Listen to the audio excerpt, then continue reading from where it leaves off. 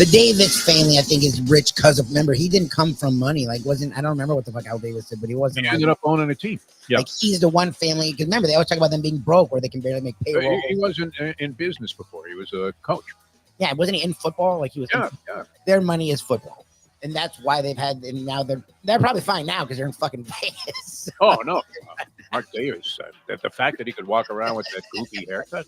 It's like, hey, Buster Brown, man, what the fuck? Exactly. Do you think he's like Bob Keeshan, Captain Kangaroo? Those are the only two people ever that wore that haircut. We're proud of it, right? I mean, Mark Davis, he is living the dream. This guy, he's got babes. He owns the Las Vegas Raiders, but he seems like, honestly, I saw a feature on him on 60 Minutes. And, maybe everybody looks and goes, holy shit, how did that fat fuck get so rich? Everything seemed like somebody that would be interesting to talk to because on the surface of observing this guy, he seems like somebody that understands how fucking lucky he was to be in that position. Time! Wake up with Defo, joined by Lubie. Welcome to the Defo Show.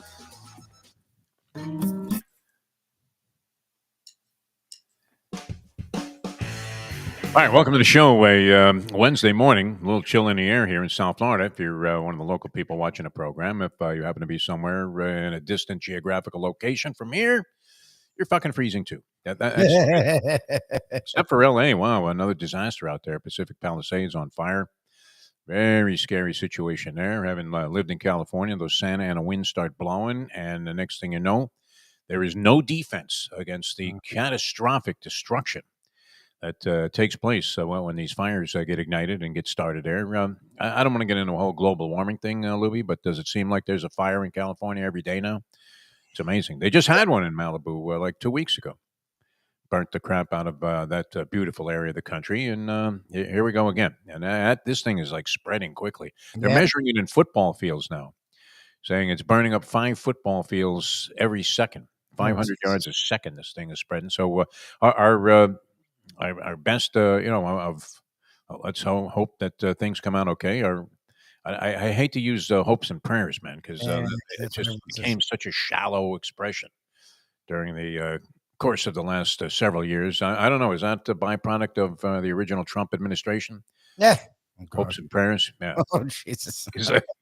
They become extinct also. All right. And you played that clip about Mark Davis. Yesterday, Antonio Pierce did get fired from the Las Vegas Raiders. So Black Monday really took in 2 carcasses, Doug Peterson and Antonio Pierce. And I guess you could attribute a Black Monday, even though it happened on Sunday right after the ball game with New England, that Gerard Mayo was one of 3 guys canned. Interesting to see the candidates for the coaching positions. What do you think about here's a long shot, right? Was he coaching quarterbacks in Minnesota? Is that possible? Josh McCown? Josh McCown, real good-looking guy. I mean, he's one of those guys that looks like he should be starring in an action film. A real talented athlete, as we found out. Remember, who was the... It was Anquan Bolden. We had him in Miami on set. Anquan Bolden told us, right, that this guy was great, that he could dunk a basketball, and he was absolutely fantastic. So I don't know. I mean, he interviewed for, I guess, is either interviewing for or has interviewed already for the Jets opening. Yeah, he is. Well, remember before they went with... He with Minnesota? Is he the guy that turned Sam Darnold around? Was it O'Connor? He's the quarterback coach in Minnesota. Remember, one of the teams that he had played for, like, interviewed him for head coach, even though he had never played. He played forever. He had never coached ever, and that sort of was weird at the time. And but now I guess he is in the coaching ranks. He is the current quarterback coach for Minnesota. And if you're watching what Darnold's doing, you're going to want to give him some credit for that. Like, it looks like he's doing something right. Although, if you're backing Minnesota in this upcoming playoff game, what was that a little bit alarming, watching Sam Darnold under pressure from the Lions?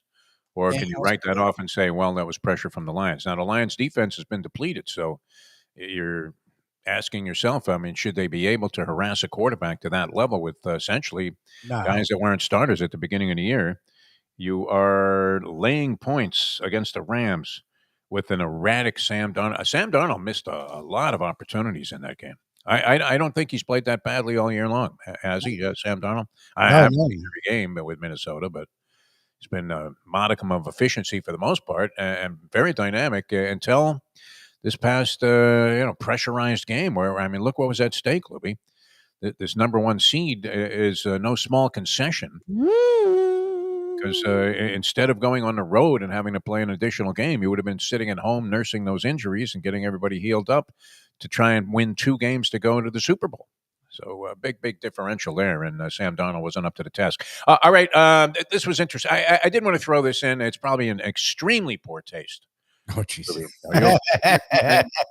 You guys, I mean, don't give up on us right after this statement, but because Ian Eagle is going to join us later on in the program, and he's always a guest. So he's going to join us about 10 minutes to 9. We'll go into a slight extension of the show just to accommodate the schedule, the busy schedule. I'm amazed Ian Eagle would even want to concede to do this program, knowing us over these many years. But it's going to be great having him on, especially with a playoff perspective, before we get into all of the wild card action that's going to take place. 6 games, Lubie.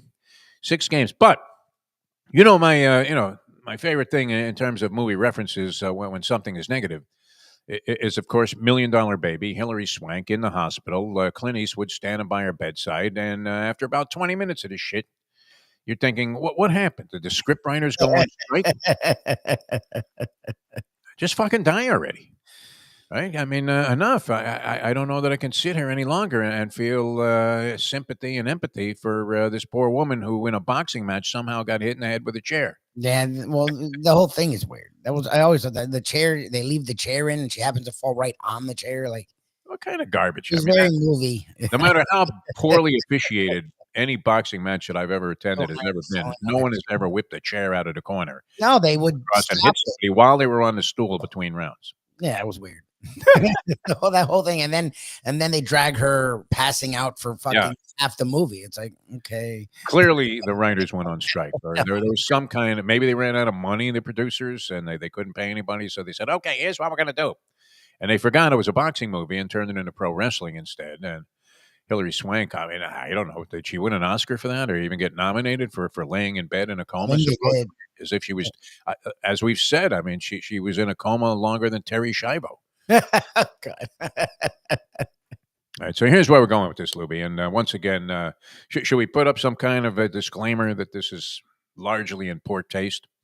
And I'm not saying it to arouse people to say, hey, what kind of asshole is that DeForest? But and this happened with the Queen of England, did it not? Where, I mean, they were schlepping this body around for the better part of a month. They're rolling her into some bar in Liverpool where the Beatles started. They're sending her to Royal Albert Hall, I mean, to be viewed by thousands of people that were at a Clapton concert. I mean, whatever they could find. They were taking this body around and dragging it around.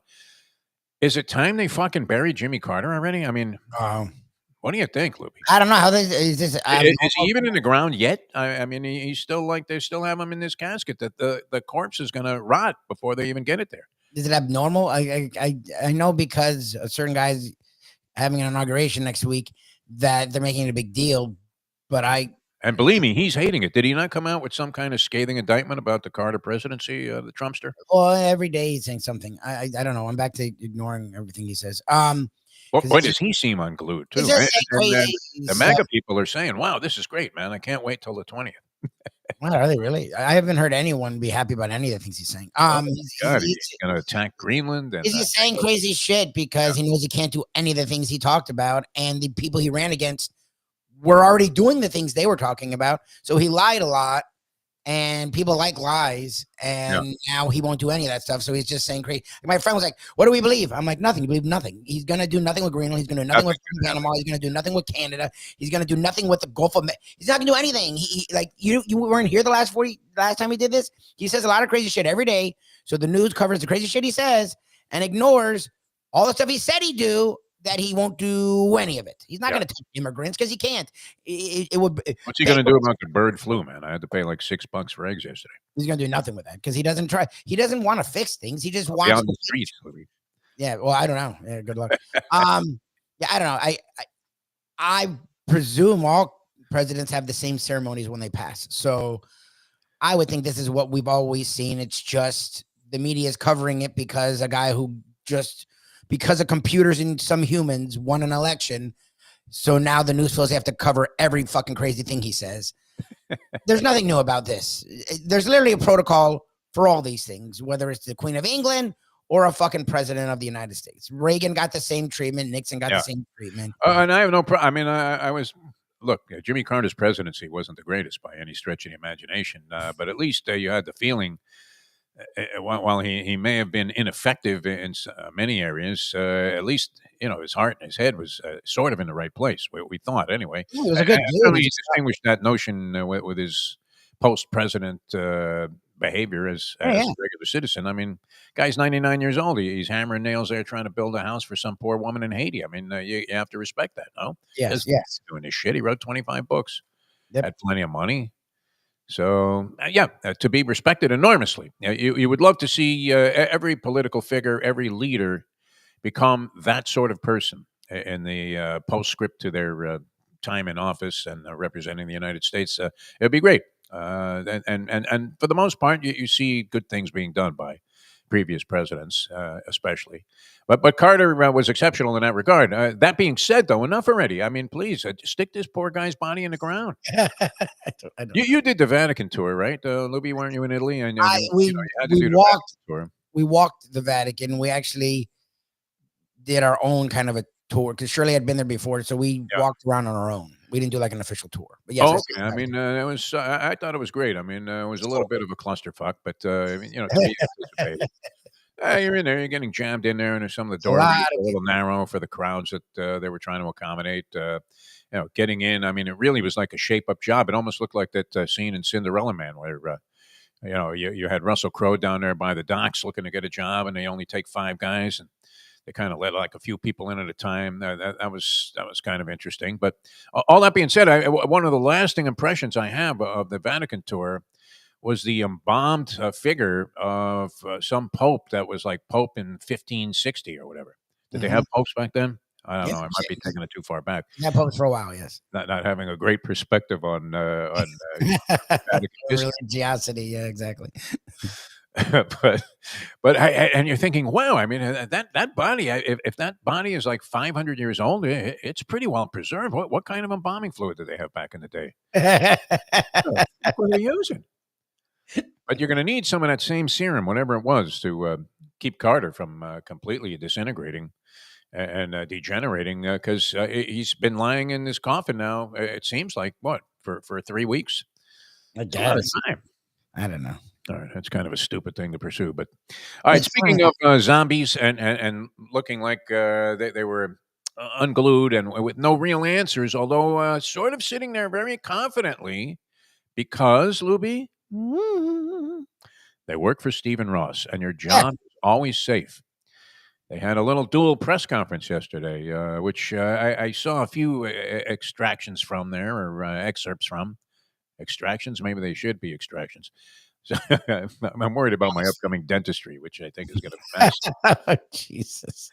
Now that this new insurance has kicked in, I can actually go do it. But the Chris Greer and Mike McDaniel press conference yesterday, did you catch any of that? Oh, no. I'm glad I didn't even know what was happening. I would have been throwing up in my mouth. Look, they both appear to be very decent human beings. It's not hard to like these guys. I mean, you would wish they would do well. I wish McDaniel had done better. I don't think he really distinguished himself as an NFL. I mean, is he not an NFL caliber coach? He probably is. I think down the road. I don't think he's there now. But yeah, I mean, it hasn't been overwhelmingly impressive, and certainly there's been no progress made. No, they've progressed. It's sort of dissipated. The idea that, wow, this is a championship caliber team led by a genius who's a little avant-garde by the usual standards that are applied to NFL coaching types and personas. It was a refreshing change. Would you not say that Mike McDaniel was the proverbial, and I hated this cliche, but it was okay if they applied it to you back in the days when people actually criticized moves that were being made in the local media or critiqued them. If somebody deemed you to be a breath of fresh air. Oh, I thought that was nice. Good thing, right? I mean, is it the most distinguishable characteristic you could display? I mean, especially if you were replacing somebody who was horrible before. Well, you're replacing a guy who just got fired. That doesn't mean that he was bad at the job. No, we can assure you of that. But I don't know. Is it good to be designated as a breath of fresh air? And to me, yes. It doesn't speak well for those before you, but that's not my problem. I mean, in other words, this guy was the most horrendous breath that you've ever dealt with in your life. Hey, do you ever brush your teeth? Have you tried mouthwash? How about a breath mint? Exactly. I have to say a special hello. It seems like a viewer now and a participant on the chat line, our good friend Frank, who is frequently seen at racetracks. I don't know if he's been banned from any, but a very, very serious thoroughbred racing fan. So good morning. Glad to have you guys listening to and watching the show.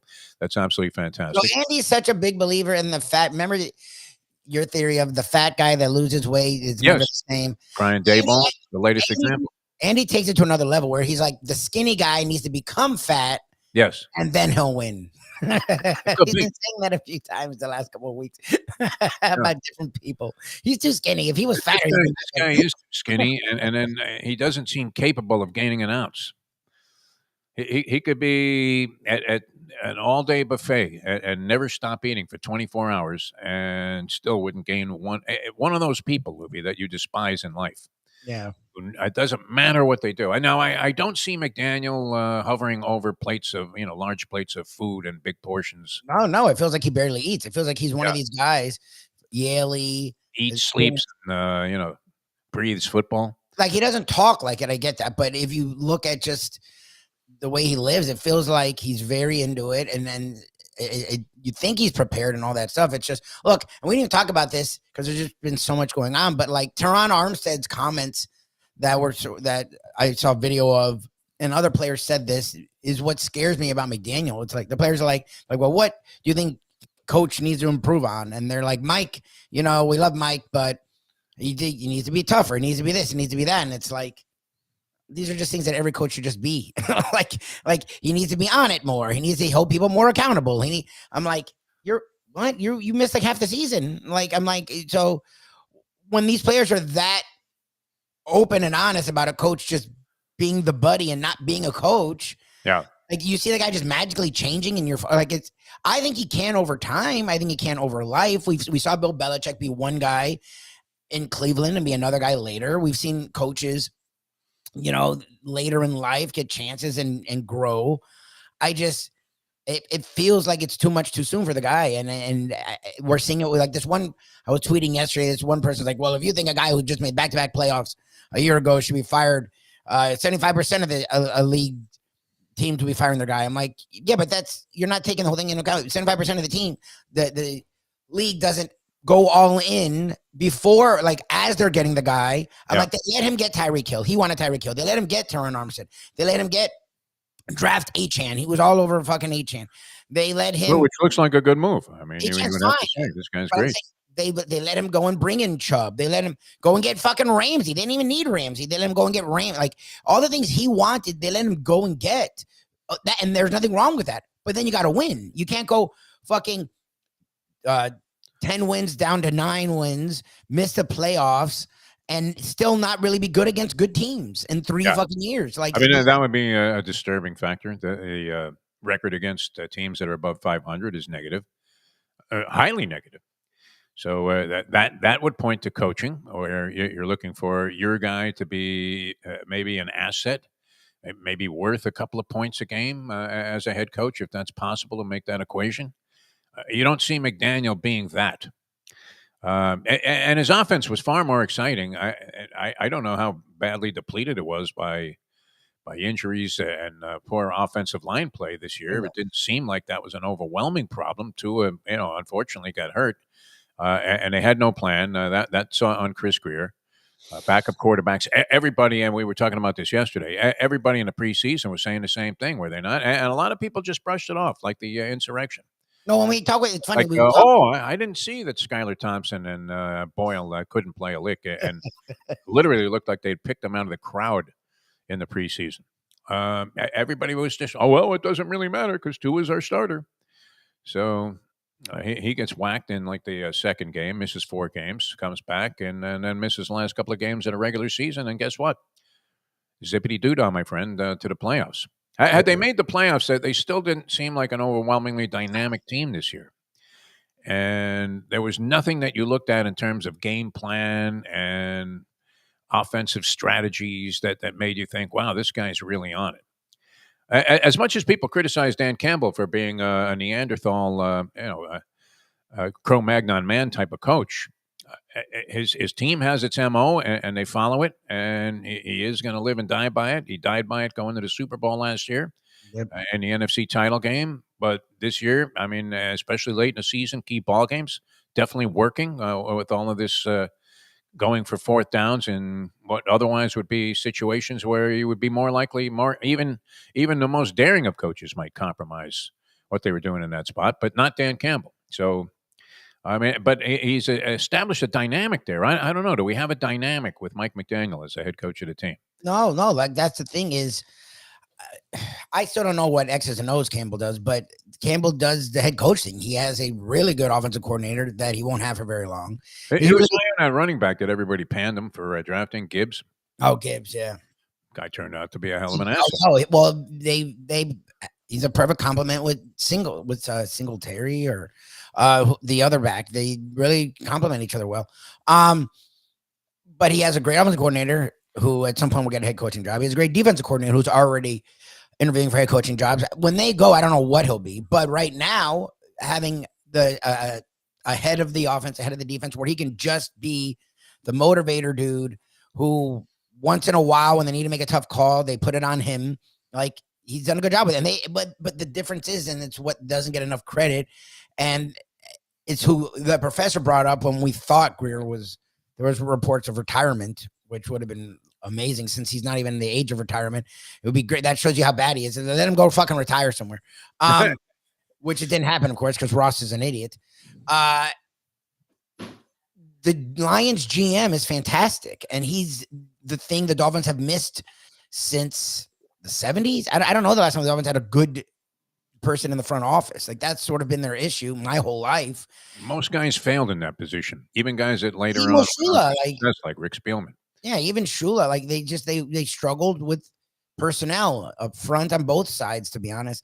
Their GM's great. He's done a really good job, and that's the thing. And they all just play their role really well. And those are the organizations that succeed with the Ravens, with the Steelers, with the Chiefs. Like, there's clear-cut people in positions, and they know their role, and they do a good job at it. And the Dolphins haven't had that. And this running it back thing is the dumbest fucking thing, because this is a disgrace. McDaniel, you don't know what the fuck McDaniel's doing, because people were saying, look, he shouldn't call plays. He just shouldn't. His play calling sucks. Okay, but then what does he do?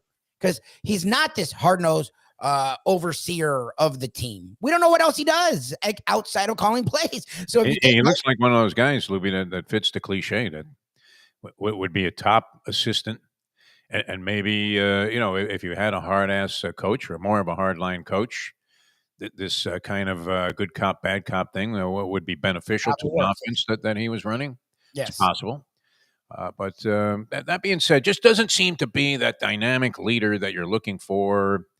The message is not really emphatically hitting home with these guys. And what do you have? You have all the guys that they took care of. They're all crying and screaming that their place sucks.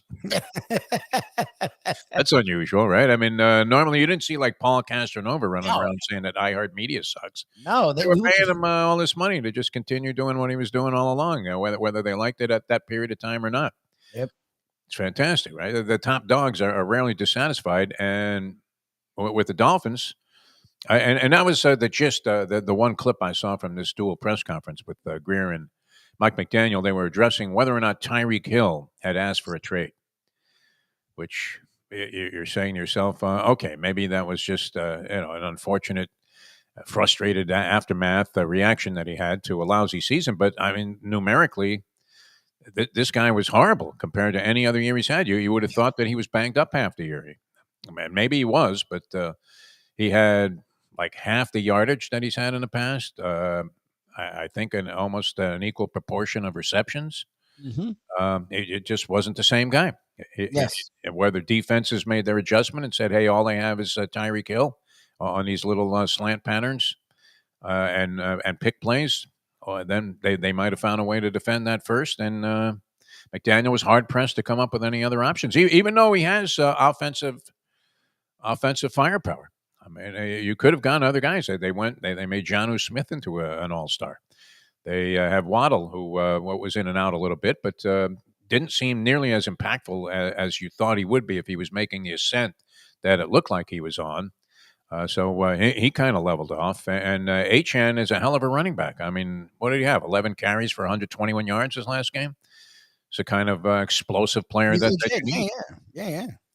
But nonetheless, none of it worked out. And it was great. It was alibi Ike. But those guys seemed a little bit too confident for me, Lubie. Yeah, it's stupid. They were almost cocky in the self-assuredness that they were still here and they were doing the right thing. And I don't know that they did any better than any of these lousy teams that had 3-4 wins this year when you look at the talent that they assembled. Oh, you know what people said. And that's why I think the defense has this fucking rank, that the highest rank since 2000, when they had Thomas and Taylor and Daryl Gardner and Tim Bowens and Brock Marion, Sam Madison and Pat Surtain. What a ranking. What a defense.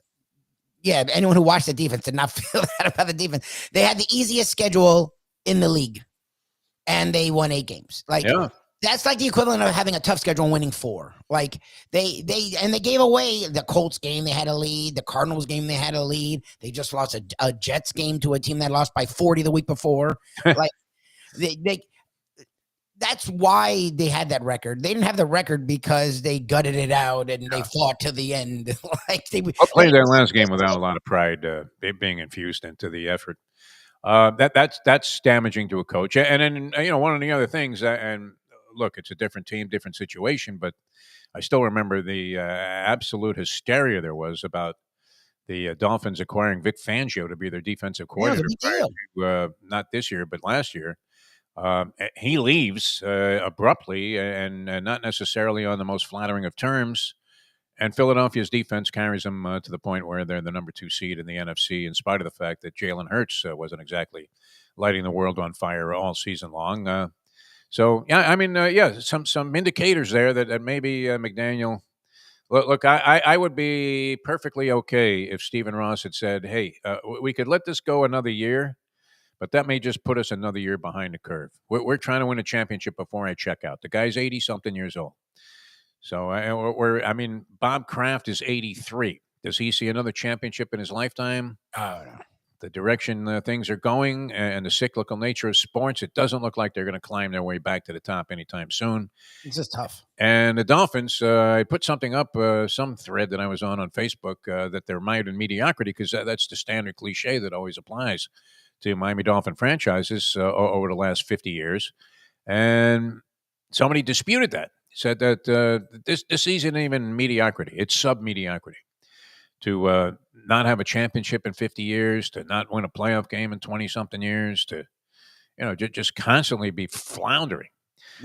Somewhere mid-pack and not even – and that was a big argument. Remember, we used to take this kind of preceded your talk radio days, but when Shula was not winning a lot of games and the whole mediocrity thing came up, and you were thinking, what's the way out of this? And there didn't seem to be a way out of it. So this is one of those things that perpetuates itself.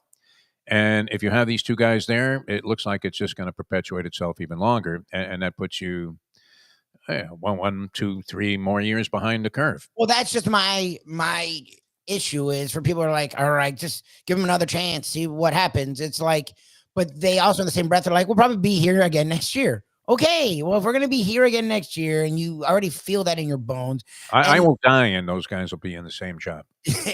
No, if we're here next year, they'll be gone. But Ross always gives them that one more year. And it's like, why not get a head start on the future? The quote unquote, the future is now. Like, it's clear that these guys aren't the guys. Like, all we did was bitch about QC plays in short yardage.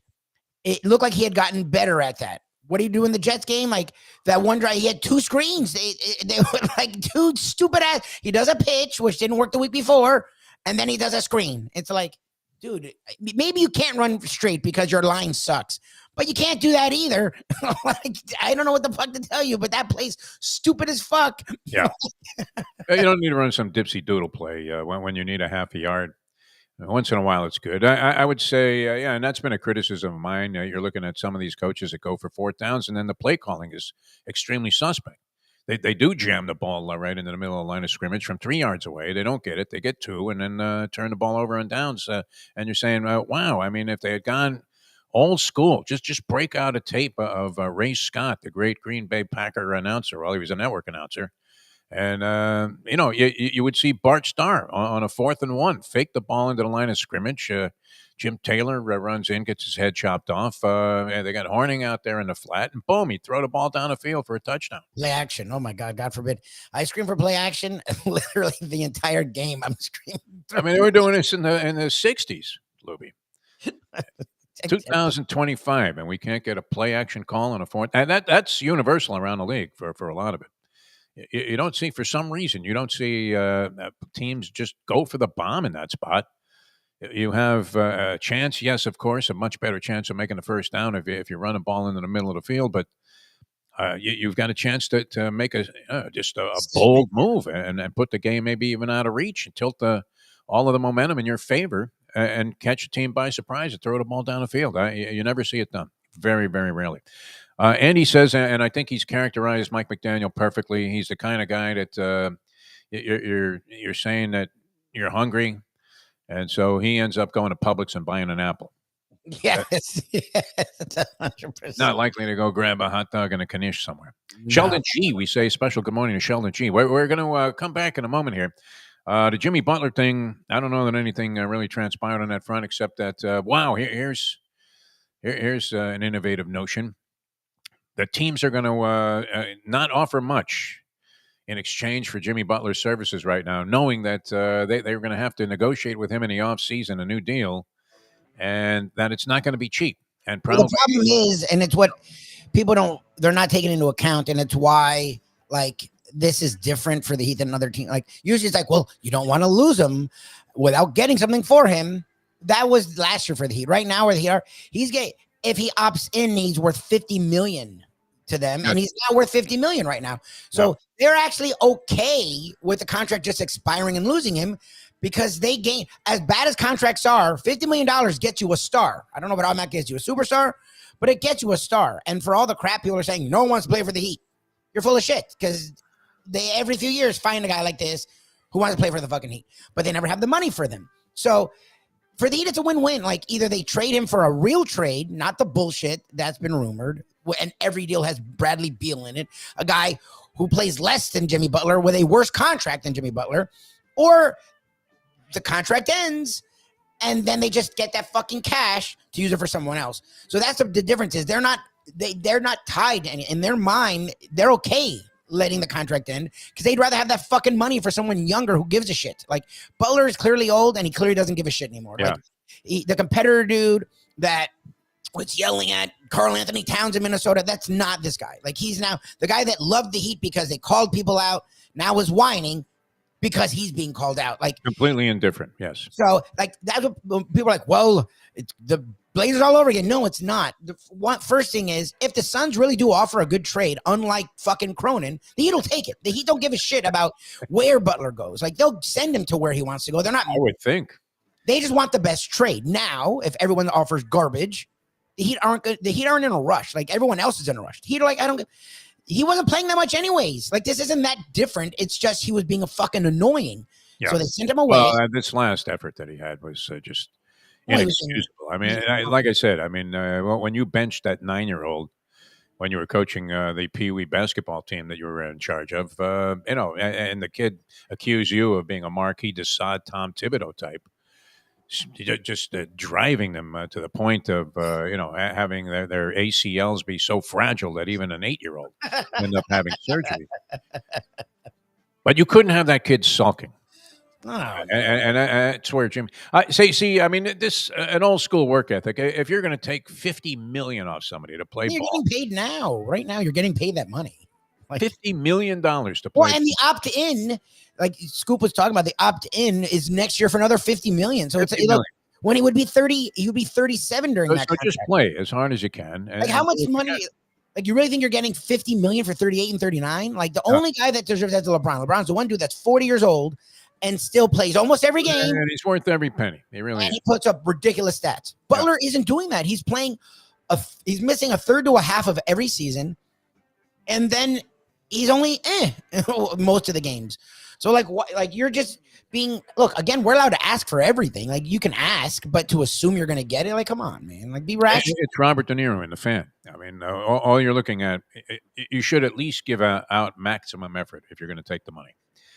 And if you're not going to do that, then retire. But don't go through this bullshit that you're pouting and you're dissatisfied and there's no joy in the game. The joy in the game is cashing that fucking paycheck. I would love to have 1% of that every year and walk away with $500,000 for. And believe me, you would get maximum effort.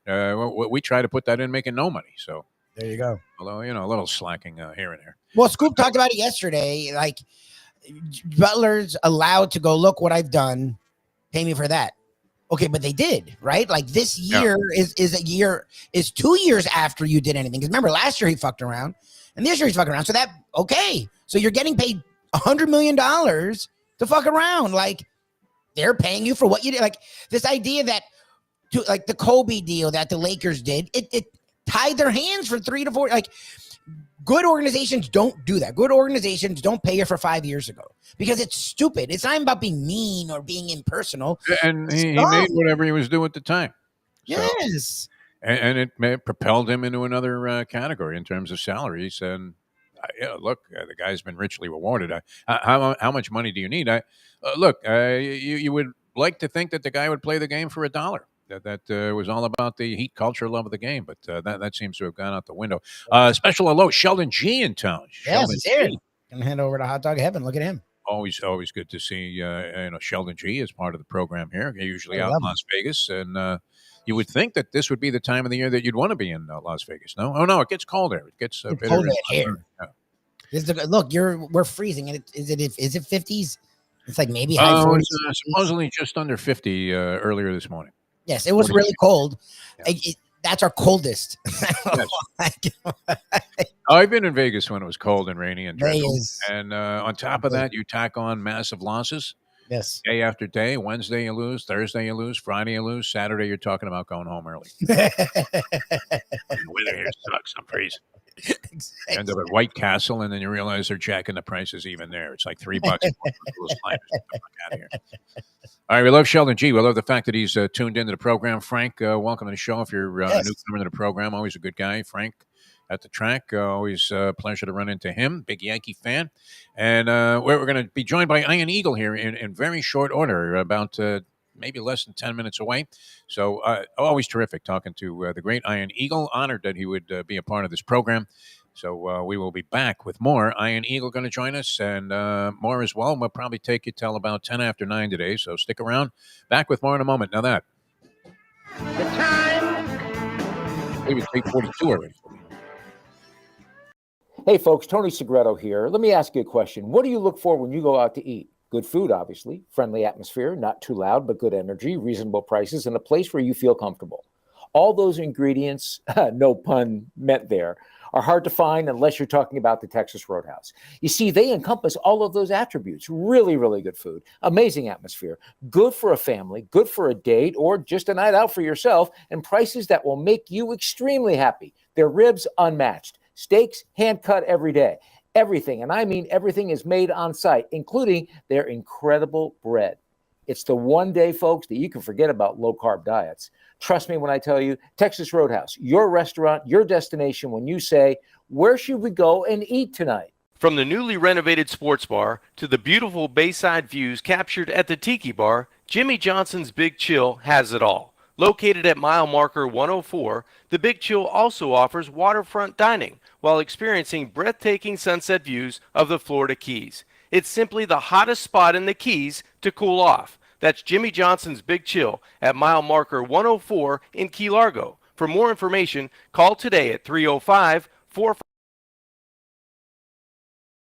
You can't fake caring. Women can sense this immediately. You don't really care. You didn't really want to do any of this. We now return to the Defo Show. All right, welcome back at the Orange Bowl game tomorrow night. And Penn State, Notre Dame. What do you think about that, Lubie? It's funny, when I was writing the description before we went on, I was like, oh shit. We haven't talked college. It's been so hectic down here. We haven't talked any college playoffs. Oh fuck, the college playoffs are still going on. Like Not only going on, but I mean happening right in our backyard tomorrow night. Which interesting matchup. Both of them are actually because we don't know. Texas has sort of been fading. The line's been hovering around 6-5 on a hook. I don't know that it's changed much over the last couple of days. Originally, I think was posted at 6, went down to 5 on a hook, might have gone back up.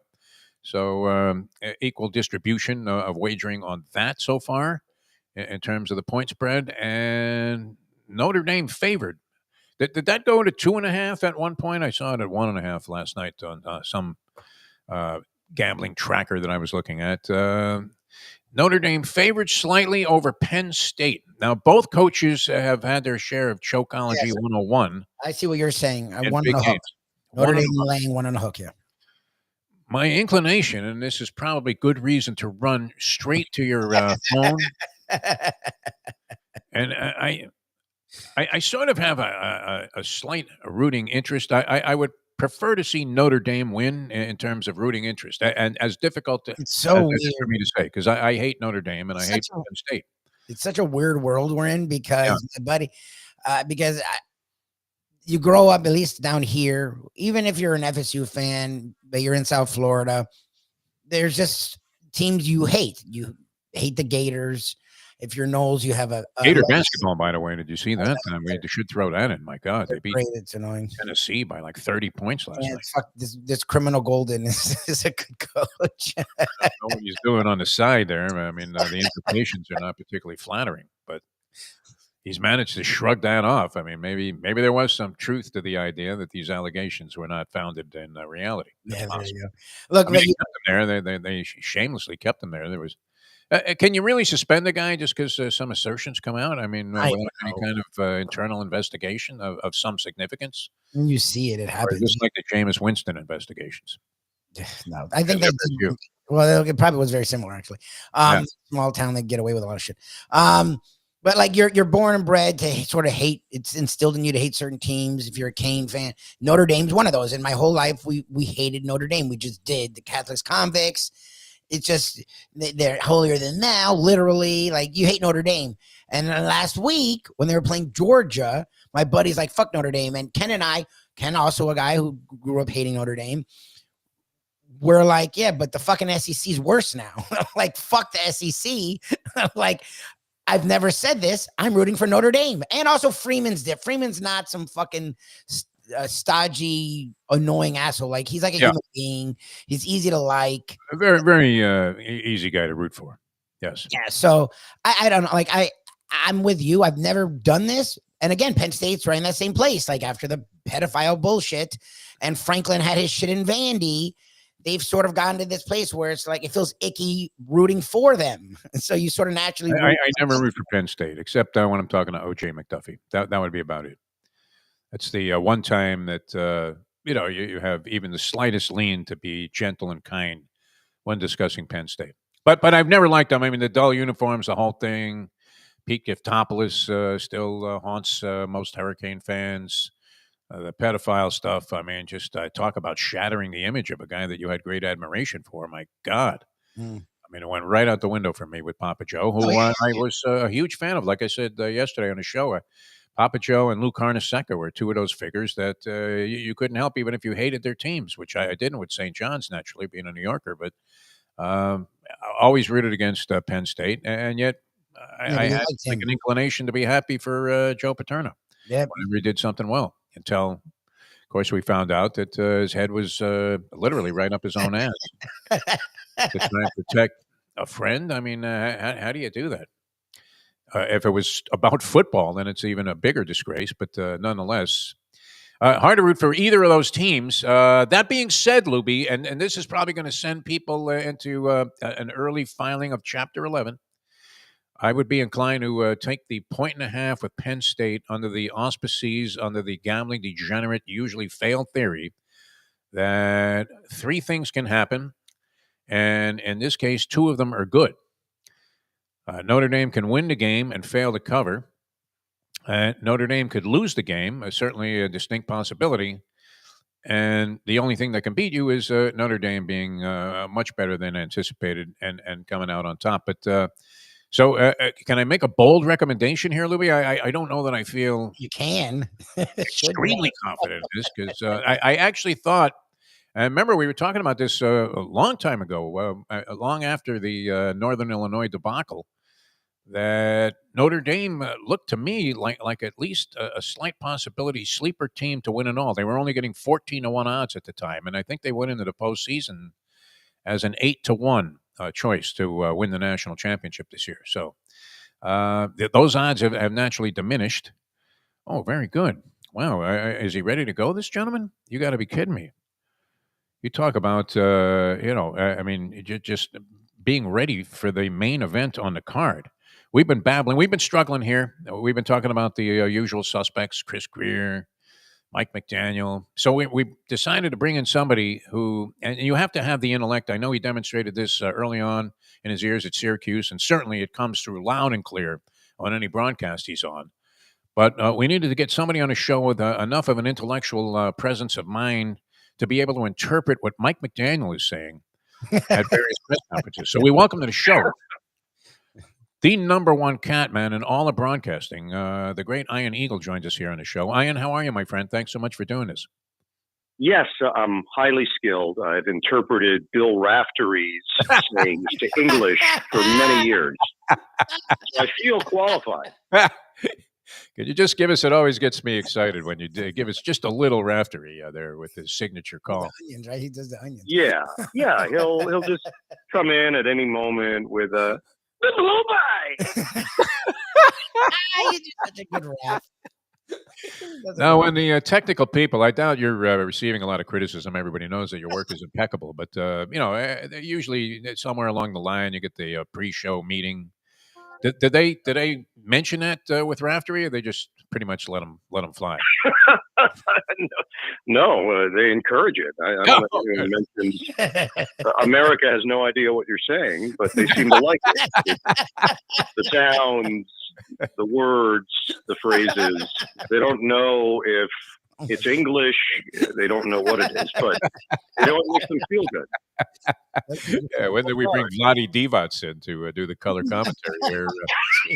All right, so you speak, McDaniel. We saw, I don't know if you caught any of this. I mean, there's naturally turmoil anytime a team is bitter disappointment to its fan base and probably to its ownership and management. Although, would you not wish that, I mean, you're secure, Ian Eagle. You're not in the kind of tenuous position that Lubie and I were always in at various radio stations. But we always wish that Stephen Ross would buy iHeartMedia so that we would have jobs no matter what we did. We could be producing McCarthy numbers in the ratings, and he would say, "Nice job, guys. It can only go up from here." What was the reaction from people that you speak with around the league?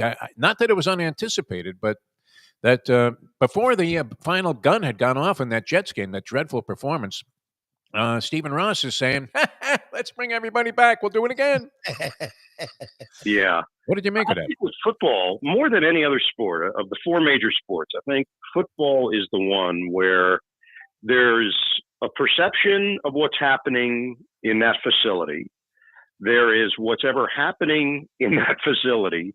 And then there's a version of what's being reported of what's happening in that facility. You've got 53 guys on the main roster. You have another 10 on the practice squad. You've got injured players. You've got large staffs. You have a really interesting cauldron of personalities and the dynamic that you have when it comes to football. So we come in, we'll do a production meeting on a Friday for a home team, Saturday for a road team. You get the head coach, you get 3 players, maybe the analyst talks to the coordinators, and you're just trying to get a sense of what's happening with the team. So we're getting a version of that, and sometimes you're getting a more honest version, but you're just getting a thumbnail. The beat reporters are in, but they're limited at practice. They only get a short session to watch the team actually practice, but for the most part, they're sitting in the media room at these facilities, and they're just talking about the team. Or some of the beat reporters are keeping their thoughts to themselves because they want to have their own version of a story of what's happening. what strikes me about this situation is there was obviously a lot going on there over the course of the season that we were not privy to. And now after week 18, when there's a review of, all right, this is what's happening. And obviously the last game of the season revealed a great deal of it. And exit interviews, players now not holding back because they know there are no more games or they want to go somewhere else. In the case of Tyreek Hill, he doesn't want to be there. So now the truth starts to come out and the veneer begins to crack. And that's where we stand right now with the Miami Dolphins, that it's not perfect. It's not kumbaya, not everybody loves one another. Not everybody believes in whatever it is the coach is trying to preach. And with football more than any other sport, I feel once that starts to hit, you got to make serious changes to who your leaders are, who the go-to people are in your locker room, and that's where the Dolphins are at right now. Well, and that's the thing is, look, and I was just reminding Defo, but like the team you call their preseason games, and no one agreed with this move. Like, whatever you want to say about Saleh, like, he wasn't horrendous enough to get rid of him like early in the season, but you could also see for the last 2 years there had been sort of this, he had to defend himself and this and that. So it was like, okay, if we're starting slow, screw it. Let's just rip the Band-Aid. I don't know if that's the best way to do it, but I also, what you're saying doesn't feel right either. Like, we all think there should be changes, and then at the top, like, nah, no changes. So it's like, it just leaves sort of a weird taste in your mouth. I feel like, not even as a fan, whatever, that's fine. We're literally fanatics, but the players, the organization, it feels like they're all like, huh? Like they all felt like lost. The only thing I would add to it is, I don't know when this happened with the NFL. It's probably last 10 years or so. The way that the press is interacting with NFL teams, the head coach has become the spokesman for the team. You don't really hear from the GMs anymore in the NFL. They'll do a session every now and again. Maybe at the midway point of the year, they'll do something with the press, and then at the end of the season, they might do one session. But for the most part, you're not hearing from the GM. So if something goes wrong on the team, it's the head coach. He's the one. When Tua was going through all of his issues, the concussions, who was the one speaking for the Miami Dolphins? It was the head coach. That's where we stand now in the NFL. The head coach not only has to coach football, X's and O's, strategy, team development, chemistry, but then on a given Tuesday, he's the one that's got to step up there and now explain that so-and-so might have been late for a meeting and we find him and this is what we're doing here. Or just keep it to yourself. In the case of the Dolphins, what came out? Oh, no, we had a lot of lateness and tardiness. We're going to have to address that. So that was a common thread throughout the year, but it didn't go reported because nobody really knew about it. They kept it in-house. It's very different now. It's changed. And the owners, as we know, are the ones that are pulling the strings, and they've got their own relationships with GM and head coaches, personal relationships. You get close to families. Things are not always what they appear, is the way that I would put it. Strange, too, the way these things are cyclical, because all of a sudden, Mike Vrabel became Vince Lombardi. Right, by sitting out a year. Is Bill Cowher going to get an interview somewhere? I mean, or has that been finally suppressed? I mean, look, we half joke about it, but there was a time where the Giants were trying to figure out their future, and Bill Cowher's name popped up. He hadn't coached in 10 or 12 years, but he was a legitimate candidate. And this starts from a couple of angles. One, media, where a columnist or sports radio host or pundit throws the name out there, or an agent is now getting their contacts to start spreading the word. In the case of Vrabel, I would say this, having covered him a number of times in Tennessee, playoff games, regular season games, even when he was a player, going back to those days, the guy can coach. He is an excellent football coach. Doesn't mean that the second he steps in, you're winning a Super Bowl, but he does have a certain style. There is an accountability. He doesn't put up with BS, but he's tough And I think what happened in Tennessee, what broke down there was his very strong opinions and feelings didn't jive with ownership. They wanted a say on certain things. And he probably, on a number of occasions, said, "That's stupid. We're not doing that." And eventually, ownership group said, "Well, wait a second. We own the team, so we are going to do it. And in fact, you're not going to be a part of it." Pretty wild. All right, before we get into the playoffs here, and we want to get your thoughts on some of these matchups, many of which are, as our good friend Al Bernstein would always say, are intriguing, even if he was talking about two guys making their pro debut in one of the early prelims on the Tuesday night card on ESPN. But very intriguing stuff. But what credibility, if any, do you give to one of our theories, which and this defies common applications of sabermetrics and analytics, and applies definitely to what's going on with the New York Giants right now? The fat guy theory, where a coach loses a bunch of weight and then loses his entire machismo and ability to lead a team. Witness Rex Ryan, witness Tony Sperano when he was here, lost a bunch of weight, lost his ability to coach.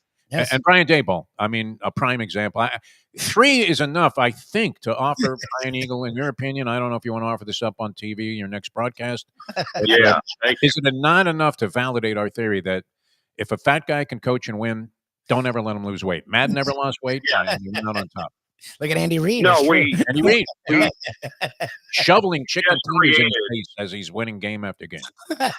We just created a graphic that you'll see this weekend on the playoffs, and it's titled "The Ozempic Syndrome." The list the head coaches that you just rattled off.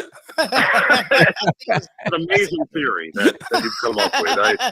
I would keep that close to the vest. You don't want that getting out. We've seen that, year after year, and it applied here. When we had Sperano here, he was very effective with a guy with a pop gun arm and Chad Pennington, and then the next thing you know, he loses a bunch of weight. He can't get out of his own way. All right, you're going to be on the call of the Chargers and the Houston Texans coming up on Saturday. And that's I think the first game that's going to be played Saturday, 4:30 p.m. It is. It is. If you do a little research with Houston, you would see that they are now playing in their, I believe, 8th wild card home game, and each of them has kicked off at 4:30 Eastern on Saturday. This has become the Houston Invitational. They open up the playoffs, and they are accustomed to it. They're used to it. They've won some of those. In fact, last year it was Houston-Cleveland. You might remember Joe Flacco was starting at QB. Yes. Everybody was jumping on the Browns at that point because Flacco was lighting up the scoreboard, and the Texans dominated Cleveland, advanced to the divisional round where they lost to the Baltimore Ravens. So this time it is Jim Harbaugh and the Chargers coming in with a team that has perfectly mirrored the kind of football that he wants to play.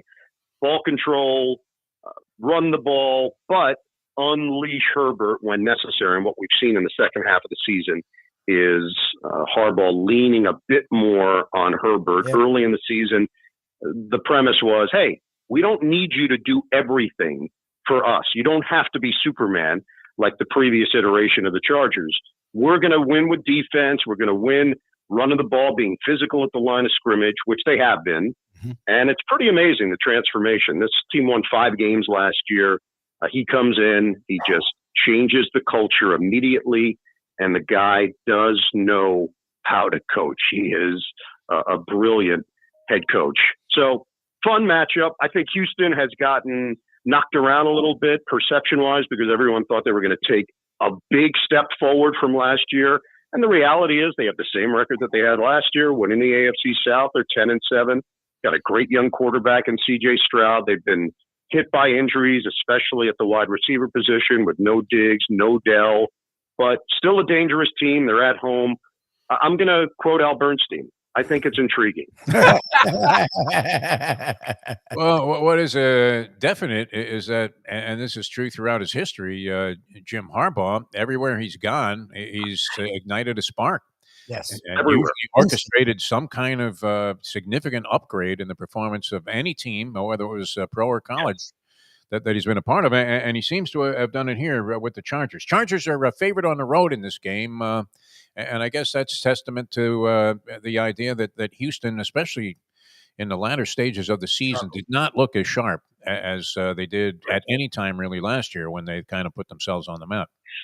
Yeah, they were 5-1 to start the year, so I think everybody was ready to anoint them as the next team that could challenge the Kansas City Chiefs. And I know you guys love trivia, so I only throw this out because how your brains work. Jim Harbaugh, the only head coach currently in the NFL, and I believe all time, I'm going to have to check with my people, to appear on Saved by the Bell. So he's got that going for him. He was Screech's cousin in Saved by the Bell. Oh, he really was. Wow.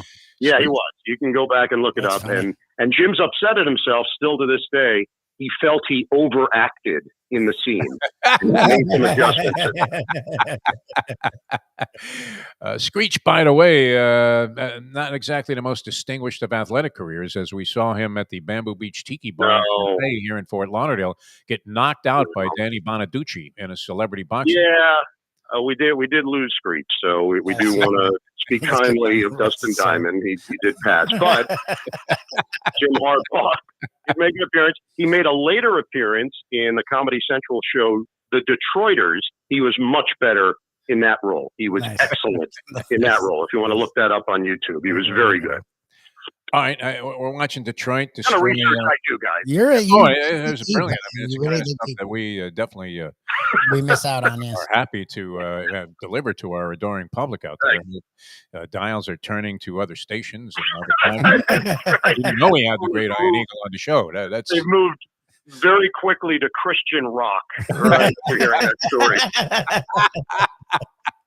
You light up my life. Yeah, that was Debbie Boone. All right, Detroit comes in, massive momentum. That was an impressive performance. I don't know how they did it. I mean, Lubie was complimenting the Detroit general manager as we were talking about Chris Greer's lack of accomplishment in terms of getting the team to consistently improve. They lost everybody on defense pretty much. I think they lost all of their starters and then all of their backups, and they're still good. They come in with the mojo working, as we say. What do you see? I mean, are you in the prediction business in terms of who makes it to the final round? Chiefs and Bills would be the prime candidates, I would imagine, out of the AFC, with people doubting the Chiefs. The degenerates were looking at the Chiefs for most of the season and thinking they weren't covering point spreads, but they were winning games. Certainly seem vulnerable, more so than in the past. And yet others would say they were even better than they have been in the last couple of years. What's your thought on the ultimate outcome? Yeah, I still like Baltimore, too. I believe Baltimore should be in that mix just based on what they added during the offseason and having Henry there. If they can get a lead in a playoff game, I think they feel much more comfortable about doing things the way they want to do them as opposed to asking Lamar Jackson to do so much in the postseason. But the bottom line for Lamar, and he knows it, he's aware of it. In fact, I've done playoff games with Lamar in our production meetings. He deals with it right out of the gate with the elephant in the room of, hey, I gotta win in the playoffs. MVPs are great and big numbers and records, but he's well aware of how you build your legend and how you build your legacy. But the Ravens should be in that conversation. As far as the NFC, interesting, because of the injury to Hurts, I do think Philly has taken a little step back in terms of the perception department, although I really liked how they were playing towards the end of the season when they were fully healthy. Sounds like Hurts is going to be good to go, but they're vulnerable. That one always feels a little tenuous with the coaching situation and how they carry themselves.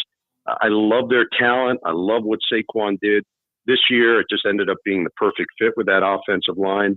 When they get into tight games, that's where you begin to question whether or not that team could really make some noise for the postseason. I think the NFC is stacked.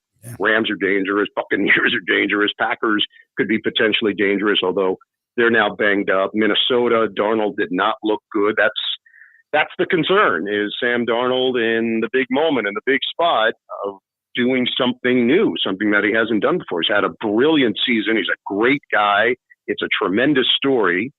But that's where Minnesota probably is going to have to make some big decisions about their future. They believed in J.J. McCarthy, drafting him early. Darnold was really there as a stopgap on a 1-year, $10 million deal. It's a pretty good stopgap. But I'm not sure what the future holds there with him. They might tag him for 1 year to bridge it, but their future will probably be wrapped up in their result of this postseason. AFC-wise, you guys nailed it. I think Kansas City has done it in a different manner, but they're getting healthy at the right time, and they're getting some explosive people back. Where would you or anyone else be shocked if they're in New Orleans playing for a third straight Super Bowl? No, that's how good they are. You just expect it. But they are more vulnerable than they have been in the past. It was Deflategate in reverse in that Lions game with Sam Darnold.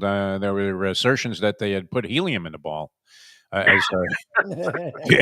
He went Christopher Cross. I mean, he was just sailing these passes right over Justin Jefferson and into the stands. That was unfortunate because he had been a really nice kind of Cinderella story and a comeback player type of story. All right, one final thing. If you could just quickly, Ian Eagle, settle a bar argument that I had the other day. And you're the perfect guy to go to on this with your affection and affinity for professional wrestling. Is it fair to say that the fabulous Moolah was to women's professional wrestling what Caitlin Clark was to the WNBA?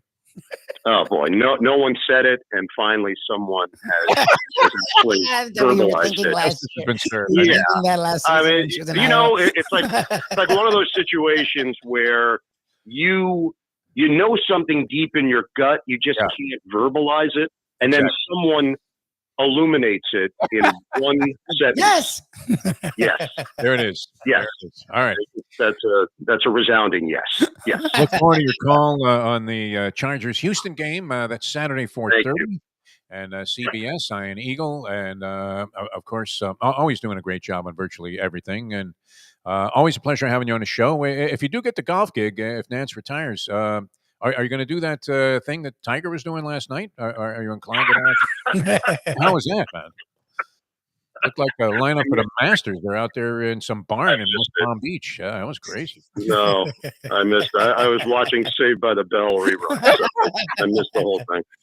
All right. Well, we'll get an Emmy Award for Harbaugh after the fact. Thanks, Ian. Always a pleasure. We'll look forward to the game. It's all right, guys. Yeah, thank you. Yeah, talk to you soon. Always fun. Ian Eagle, ladies and gentlemen.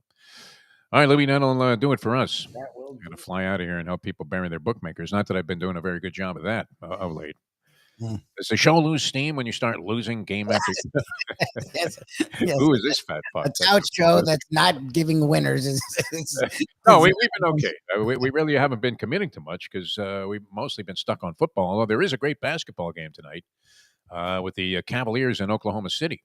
Oh, nice. Yeah, so you have two teams with double-digit winning streaks on the line. I think it might be 11-10. I'm not sure which team is which in the winning streak category, and it may even be in excess of that. And then the two best records in basketball, I believe, is OKC 30-5, and the Cavs are 31-4.